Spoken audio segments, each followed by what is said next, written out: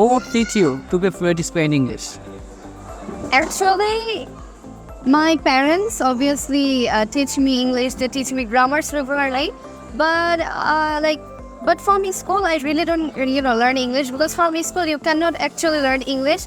You have to learn English by yourself, like by watching movies. But for me, from the very beginning, like from the very childhood, I used to watch a lot of English cartoons, and my parents never let me to watch any Hindi or Bangla cartoons, which I was very angry at the beginning. But this helped me a lot to learn English, be a fluent speaker.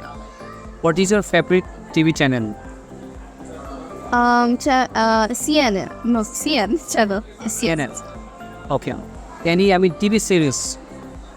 Every TV series for learning English. Three Bear Bears. It's big. Three Bear Bears.